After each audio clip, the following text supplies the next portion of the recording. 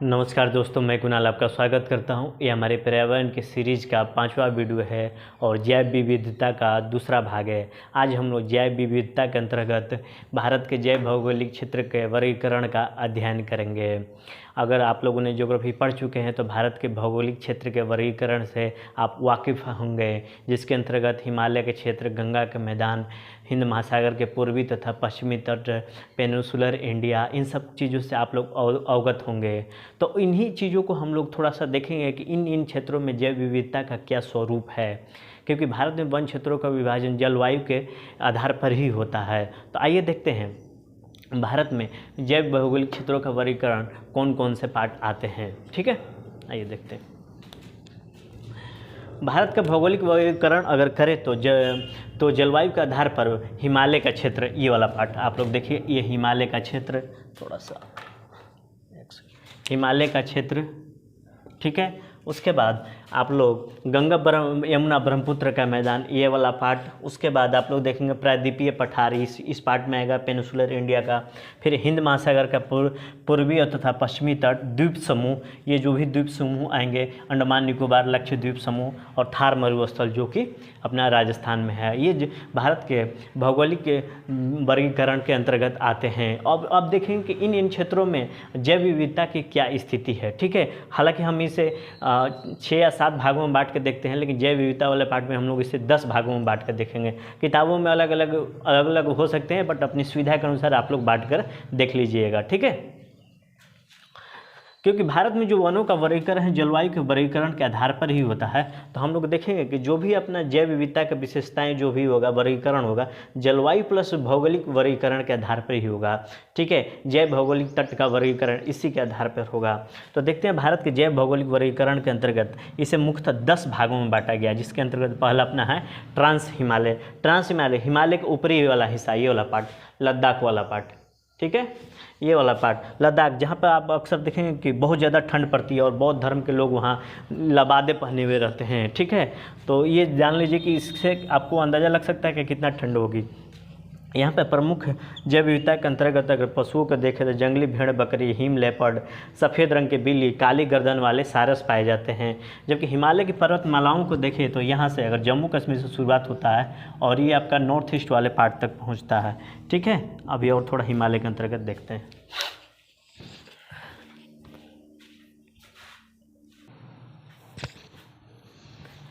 हिमालयी क्षेत्र जैव विविधता का खजाना है। अगर पूर्वी हिमालय की बात करें तो ये वाला पार्ट, इस वाले पूर्वी हिमालय में पश्चिमी हिमालय की तुलना में वर्षा अधिक होती है। इस कारण वनस्पतियों की सघनता यहाँ अधिक होती है। और पश्चिमी हिमालय में यानी कि ये वाले पार्ट में पूर्वी हिमालय की तुलना में वर्षा कम होती है, इसलिए यहाँ पर वनस्पतियों की सघनता कम होती है। एक आपने पढ़ा होगा कि जहाँ पर ये पर्वत या पहाड़ होते हैं वहाँ पर अक्षांशीय यानी कि लैटिट्यूड परिस्थितियाँ काम न करके एल्टीट्यूड काम करता है। यानी कि प्रत्येक 1 किलोमीटर की ऊंचाई पर जैसे जैसे बढ़ेंगे 6.5 डिग्री सेल्सियस के तापमान में कमी आती है। तो यानी कि शुरुआती दौर में यहाँ तापमान कम होगा, यहाँ ज़्यादा होगा, यहाँ फिर उसके बाद इसकी तुलना में कम होगा, इसकी तुलना में कम होगा, यानी कि सबसे कम यहाँ होगा। तो यानी कि हर प्रकार की यहाँ विविधता पाएगी।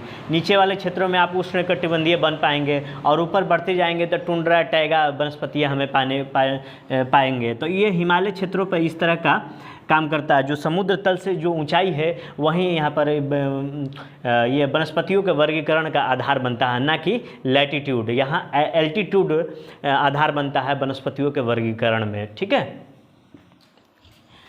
अब देखेंगे हिमालय के शुरुआत में, मैंने अभी बताया, हिमालय के शुरुआत में उष्णकटिबंधीय वन मिलते हैं और इसके ऊपर जाने पर यानी कि शुरुआती दौर में तापमान थोड़ा अधिक होता है, इसके ऊपर जैसे जैसे बढ़ेंगे तापमान में कमी आती है। इसके ऊपर जाने पर शीतोष्ण, टैगा, टुंड्रा जलवायु के वनस्पति मिलते हैं। इसलिए हिमालय जलवायु की दृष्टि से बहुत सारी विशेषता लिए हुए है। इस कारण वनस्पतियों की विविधता यहाँ पाई जाएगी, यानी कि उष्णकटिबंधीय वन भी पाए जाएंगे, शीतोष्ण कटिबंधीय वन, टैगा, उसके बाद टुंड्रा जलवायु पाए जाएंगे। हिमालय की पर्वतमालाओं में भारत की सबसे ज़्यादा जैव विविधता मिलती है, बायोडाइवर्सिटी मिलती है। एग्जाम्पल के तौर पे देखें तो यहाँ ऊंचे ऊंचे वृक्ष, छोटे छोटे वृक्ष, कोणधारी वन, जीव, वनस्पति जीव मिलते हैं। और औषधियों को तो ये तो भंडार का क्षेत्र है, यहाँ पर ढेर सारी औषधियाँ मिलती हैं। इसके अलावा अगला अपना पार्ट है गंगा का मैदान, ये वाला पार्ट। ये वाला पार्ट, ठीक है। ये वाला पार्ट भारत का सबसे उर्वर क्षेत्र माना जाता है, सबसे ज़्यादा उर्वरक क्षेत्र माना जाता है। हिंदुस्तान का सबसे बड़ा उर्वरक क्षेत्र है तथा उर्वरकता के कारण यहाँ पर पेड़ पौधे और जीव जंतु भी अलग अलग तरह का मिलेंगे, ठीक है। जैसे इसका अगर गंगा के मैदान की शुरुआत की बात करें तो ऐसा मान लिया जाता है कि राजस्थान से शुरू होता है, ऐसा मान लिया जाता है। राजस्थान, उत्तराखंड, यूपी, बिहार और वेस्ट बंगाल का हिस्सा माना जाता है। अगर ऐसे इस पट्टी को लेंगे तब मैंने राजस्थान को शामिल किया है, ठीक है। इसके बाद हम लोग वेस्ट बंगाल में पढ़ेंगे कि मैंग्रोव वन बहुत ज़्यादा पाए जाते हैं। इसके बारे में स्पेशल लेक्चर है, हम लोग वहाँ अध्ययन करेंगे, खूब गहराई में अध्ययन करेंगे इसके संबंध में। इसे सुंदर वन के नाम से भी जाना जाता है और सुंदरी के पेड़ के नाम से भी जाना जाता है। और जंतुओं को देखें तो इन क्षेत्रों में डॉल्फिन, घड़ियाल, गेंडा और हाथी पाए जाते हैं, ठीक है।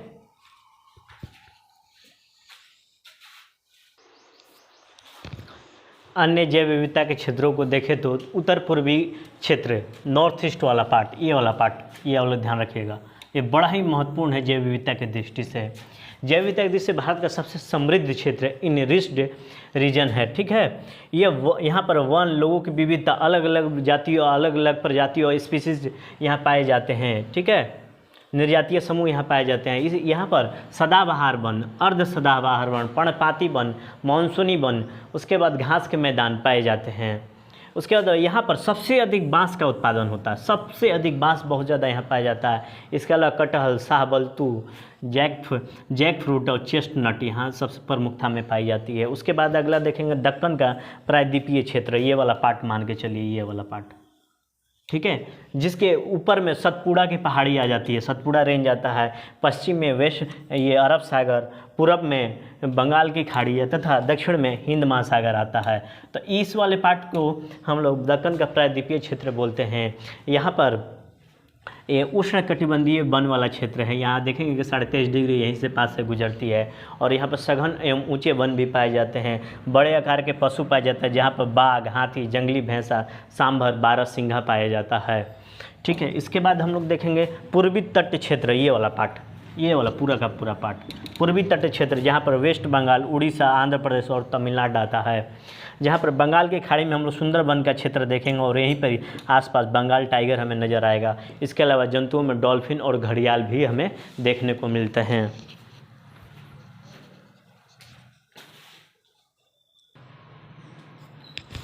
जैव विविधता के अन्य क्षेत्रों पर नज़र दौड़ाएं तो इसमें से पश्चिमी तटीय क्षेत्र बड़ा ही प्रमुख है। ये वाला पार्ट पश्चिमी तटीय क्षेत्र, ये जैव विविधता की दृष्टि से सबसे प्रमुख क्षेत्र है, इसलिए इसे जैव विविधता हॉट स्पॉट में सूची में दिया गया।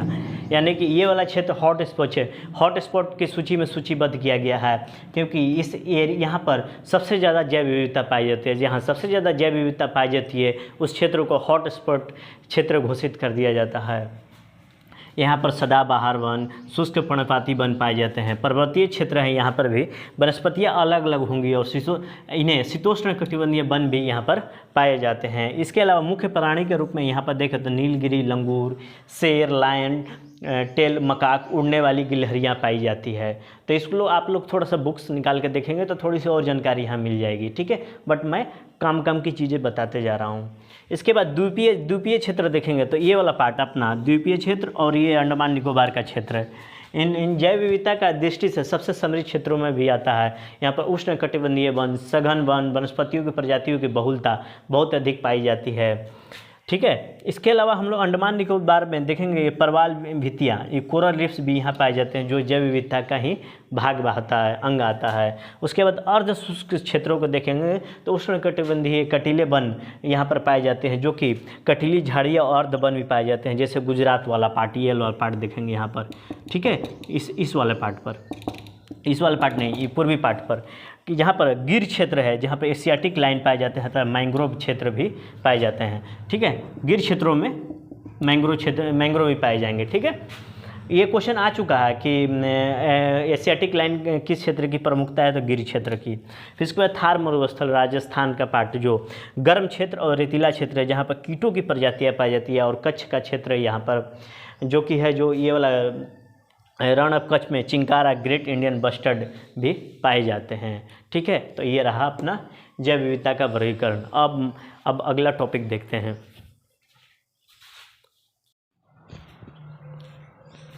अगला टॉपिक है अपना महाविविधता राष्ट्र, जिसे मेगा डाइवर्सिटी कंट्री भी कहते हैं, जिसे शॉर्ट में MDC के नाम से भी जाना जाता है। अगर मेगा डाइवर्सिटी को तोड़ेंगे तो मेगा को बड़ा, मेगा का मतलब बड़ा, महा डाइवर्सिटी का मतलब जैव विविधता। तो किसकी कैसी डाइवर्सिटी? बायोडाइवर्सिटी, जैव विविधता। ठीक है, तो इसका मतलब क्या होगा? ऐसा राष्ट्र जो जैव विविधता के मामले में समृद्ध हो। वहाँ पर कितना क्षेत्रफल है, जनसंख्या, उससे कोई मतलब नहीं है हमें। वहाँ पर कितनी प्रजातियाँ हैं, इससे हमारी मतलब है। यानी कि पूरी दुनिया में इस तरह के टोटल 17 राष्ट्र हैं, आप लोग याद रखिएगा, 17 राष्ट्रों को चिन्हित किया गया है। इसके अलावा अगर किसी देश को मेगा डाइवर्सिटी कंट्री घोषित करना है तो उसके लिए 2 पैमाने बताए गए हैं। कम से कम उस देश में कम से कम न्यूनतम 5000 पौधे स्थानिक होने चाहिए, यानी कि एंडेमिक होने चाहिए, यानी कि क्षेत्रीय होने चाहिए। ऐसा पौधा जो किसी खास क्षेत्र के जलवायु, वर्षा और मिट्टी में ही उगाए जाते हैं, ठीक है, पाए जाते हैं, तो उसे ही एंडेमिक कहते हैं। तो ये पहला शर्त हुआ। दूसरा शर्त हुआ, देश की सीमा समुद्र से को स्पर्श करती हुई होनी चाहिए, यानी कि उस देश के पास समुद्री तट होना चाहिए, क्योंकि समुद्र जलीय जीवों का बहुत बड़ा केंद्र होता है। हम देखेंगे कि MDC जो भी मेगा डाइवर्सिटी कास्ट हैं, ये कंट्री हैं, कि अधिकांश देश उष्णकटिबंधीय क्षेत्रों में पाए जाते हैं। तो उष्णकटिबंधीय क्षेत्रों में पाए जाते हैं, तो उष्णकटिबंधीय क्षेत्र के बारे में थोड़ा सा अध्ययन करते हैं। यहाँ उष्णकटिबंधीय में सबसे अधिक जैव विविधता पाई जाती है, क्योंकि यहाँ पर बहुत अधिक तापमान होता है। जीव एवं पौधों के लिए हाई टेम्परेचर उपयोगी होता है, क्योंकि यहाँ पर आसानी से ये प्रजनन कर लेते हैं। उसके बाद वर्षा अधिक होती है, हाई रेनफॉल होता है। तीसरा, मृदा उपजाऊ होती है, क्योंकि यहाँ पर बहुत सारे वन क्षेत्र होते हैं। वन क्षेत्रों से पत्तियां जब ज़मीन पर गिरती है तो वो ह्यूमस का काम, खाद का काम करने लगती है, ठीक है। और समुद्र तल से यहाँ पर ऊंचाई को देखेंगे, ठीक है। कुल 206 देशों में से मात्र 17 MDC है, मेगा डाइवर्सिटी कंट्री है, याद रखिए।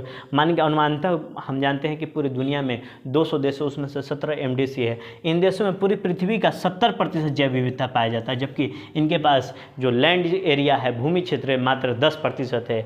जबकि 180 देशों के पास मात्र 30% ही जैव विविधता पाई जाती है, और यहाँ पर 90% भूमि पाई जाती है।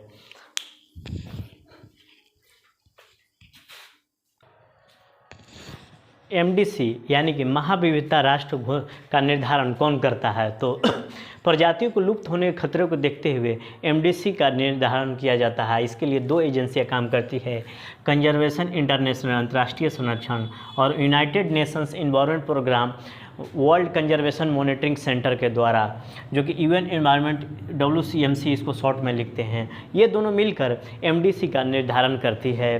वैश्विक स्तर पर जैव विविधता के संरक्षण के लिए चल रहे कार्यक्रमों की ये मॉनिटरिंग भी करती है। इसके आप देखेंगे कि 5 महाद्वीपों में कुल 17 MDC हैं, ठीक है ना। और इन सभी देशों के पास अपने अपने समुद्र तट है। जैसे दक्षिण अमेरिका में देखेंगे, जिसे लैटिन अमेरिकी देश भी कहते हैं, 6 देश आते हैं, Colombia, Mexico, Brazil, Peru, Ecuador, Venezuela. अगला है एशिया में 5 देश आते हैं, भारत, चीन, मलेशिया, इंडोनेशिया, फिलीपींस। और ऑस्ट्रेलिया महादेश में 2 देश, ऑस्ट्रेलिया और पापुआ न्यू गिनी। उसके बाद अफ्रीका में 3 देश, कांगो, लोकतांत्रिक गणराज्य मेडागास्कर, दक्षिण अफ्रीका। और उत्तरी अमेरिका में 1 देश, अमेरिका आता है। क्षेत्रफल की अधिकता होने के कारण इसको लाभ मिला। यूरोप का एक भी देश शामिल नहीं है। यूरोप जैव विविधता के दृष्टि से गरीब राष्ट्र है। तो ये रहा अपना MDC। अब जैव विविधता के अगले भाग में कल अध्ययन करेंगे। आज भर के लिए इतना ही। आपके सहयोग के लिए धन्यवाद। नमस्कार, जय हिंद।